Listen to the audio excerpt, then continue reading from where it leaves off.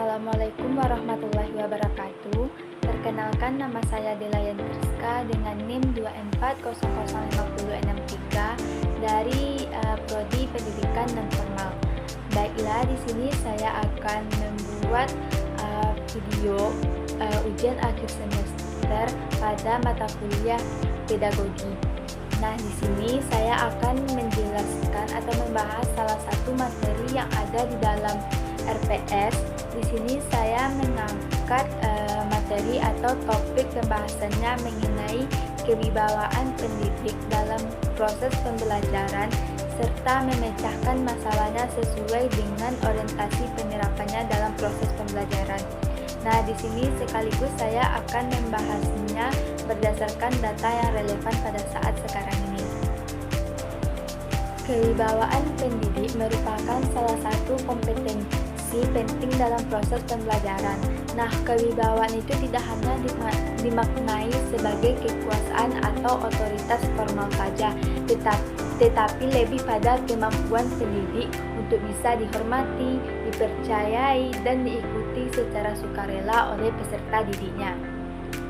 Dalam proses pembelajaran, baik itu di pendidikan formal maupun pendidikan non-formal, nah, kewibawaan pendidik memiliki peran yang sangat strategis dalam menciptakan iklim belajar yang sangat kondusif. Nah, pendidik yang berwibawa pasti mampu mengelola kelas secara efektif, membangun relasi yang sehat dengan peserta didik, serta mendorong motivasi belajar tanpa harus menggunakan paksaan kepada peserta didiknya. Namun di tengah perubahan zaman pada saat sekarang ini dengan perkembangannya teknologi serta pergeseran karakter peserta didik yang semakin kritis dan terbuka. Nah, kewibawaan pendidik menghadapi berbagai tantangan. Secara konseptual, kewibawaan pendidik dapat dimaknai sebagai kemampuan seorang pendidik untuk memengaruhi sikap, perilaku, dan cara berpikir peserta didiknya melalui keteladanan, kompetensi, dan integritas pribadi. Nah, pengaruh ini biasanya bersifat positif dan diterima secara sukarela oleh peserta didiknya, bukan karena tekanan atau ancaman dari pendidiknya. Nah, kewibawaan pendidik tercermin dari bagaimana peserta didiknya menghargai pendapat seorang pendidiknya dan mengikuti arahan pembelajaran serta mematuhi aturan yang berlaku tanpa rasa terpaksa. Nah, dalam hal tersebut, kewibawaan bukanlah sesuatu yang diberikan oleh jabatan saja, tetapi melainkan dibangun melalui proses interaksi yang berkelanjutan. Nah, selanjutnya penyebab permasalahan kewibawaan pendidik pada saat sekarang ini, salah satu faktor penyebab utamanya yaitu rendahnya kompetensi pedagogi dan profesional seorang pendidik.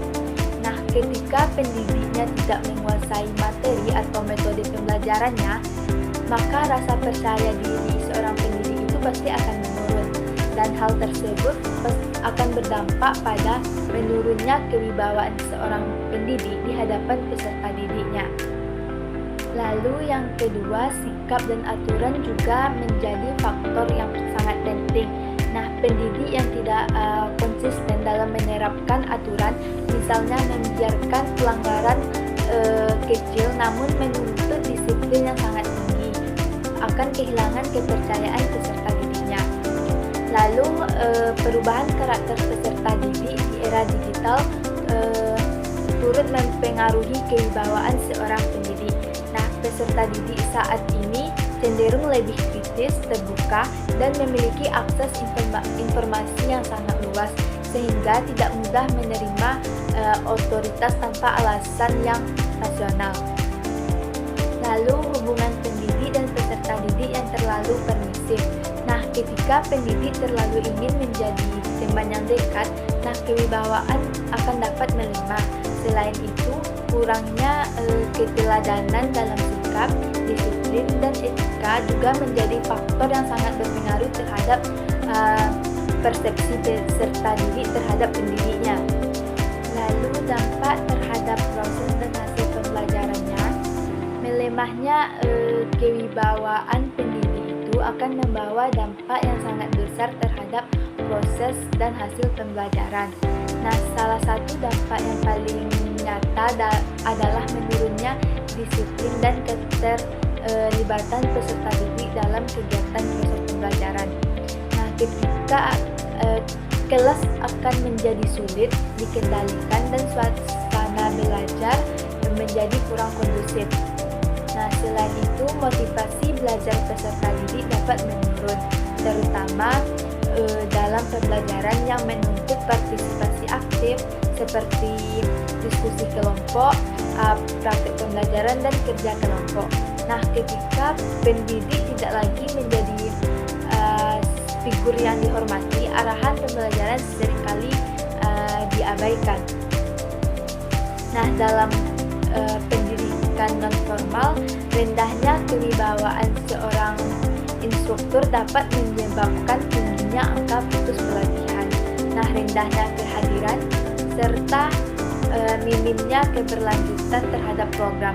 Nah, sebaliknya pendidik yang memiliki kewibawaan yang sehat atau yang sangat baik pasti akan mampu menciptakan suasana belajar yang tertib, aman, dan mendorong partisipasi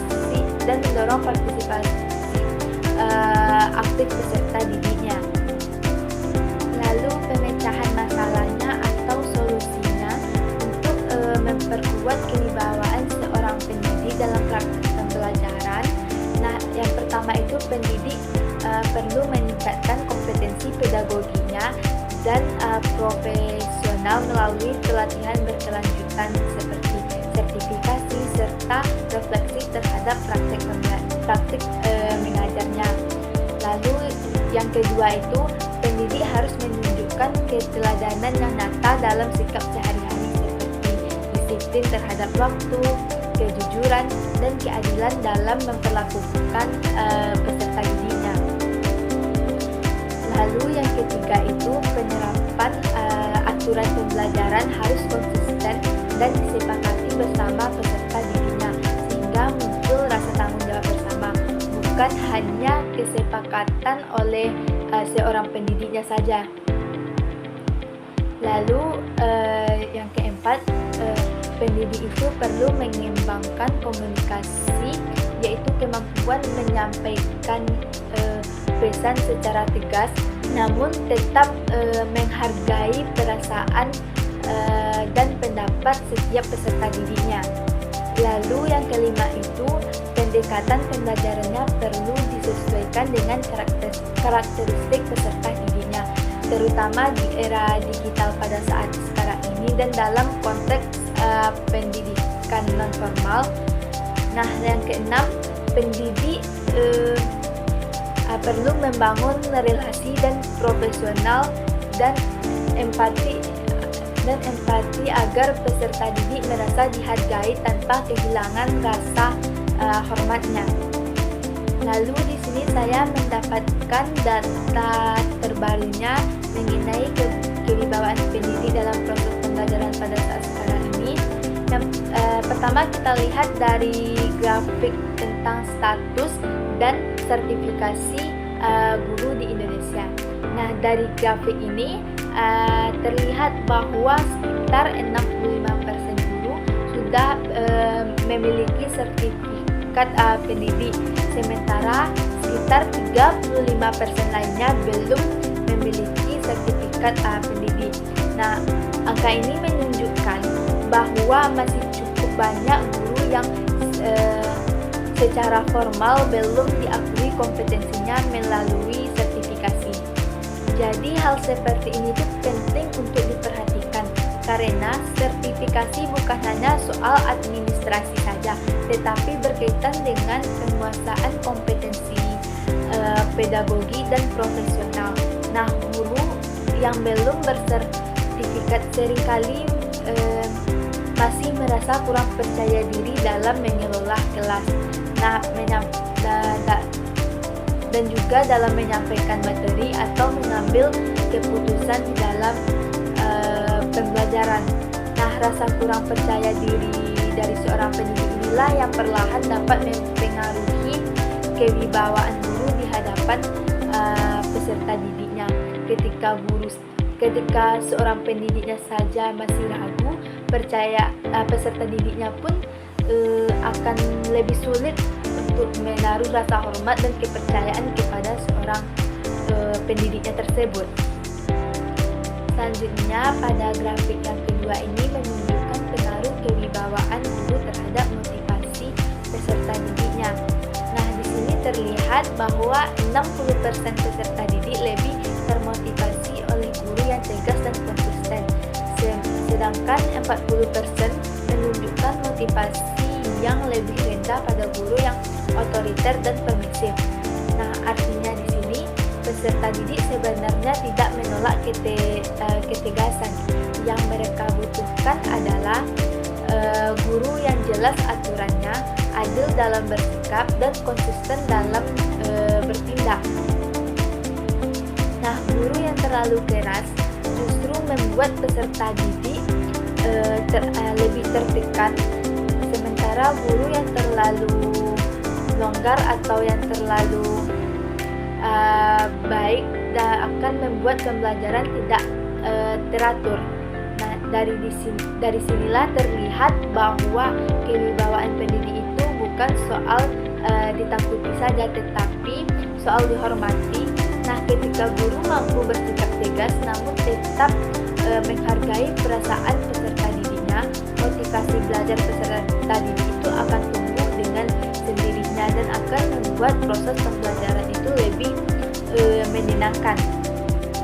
Lalu pada grafik yang ketiga ini berkaitan dengan pendidikan non-formal.